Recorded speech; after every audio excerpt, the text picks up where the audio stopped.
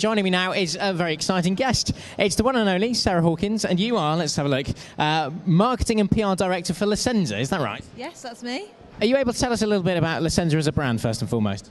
Well, obviously it's a lingerie brand, the number 2 lingerie brand in the world. Well, country, I'm exaggerating. We've got a core audience, target audience of 18 to 25-year-old women who love fashion, love underwear, love colour.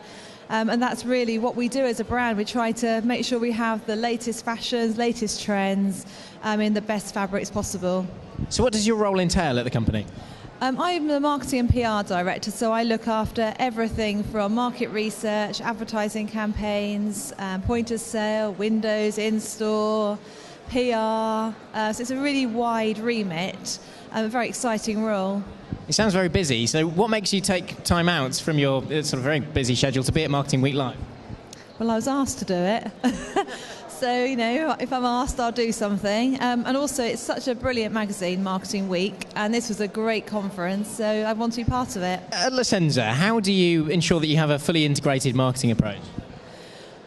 I look at everything from, the part of the customer journey. So everything from below the line to above the line, to make sure we have Facebook and Twitter. I mean, only a year ago, there was no Facebook or Twitter at Senza, very behind the curve in terms of the fact that our key customer groups are always Facebooking and liking things and poking each other. So we weren't part of that. So it's about trying to make sure as much as possible that we have a really wide remit and we cover every single base. How directly do Senza respond to feedback through social media platforms? So if people were to get in touch and, identify perhaps not faults, but issues with products that they're not particularly keen on, would that then inform the development process moving forward? Yeah, it does. So we've had a number of people comment about the fact they want larger sizes or smaller sizes for backs. We've had people commenting about colours. And we have responded to a lot of those. What we also do every Friday at 4 is a thing called style surgery. And the style surgery is kind of your bra and underwear solutions. And we are inundated every Friday with people saying, we've got dresses, don't know what to wear, what should we put on with this? So we're always trying to listen to our customers and help them wherever possible.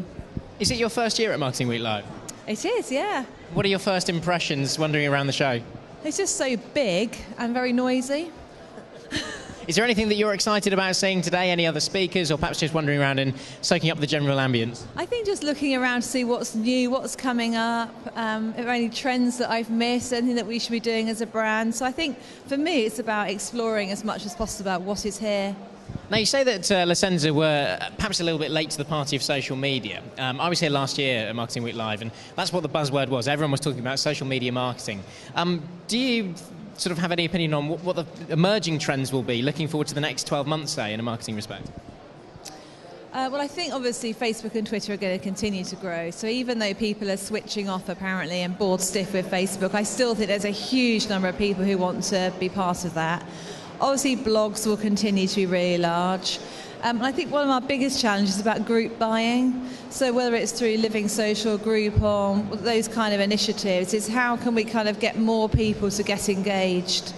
And I think there's also this whole community trend, so making sure we're relevant in different markets. So we're looking at Scotland and Ireland in a different way than we are from London to try to pick up on trends, economic trends, because Ireland's having quite a bad time at the moment. So we are trying to not just doing a cookie cutter to fit all, we're trying to make it work for different areas.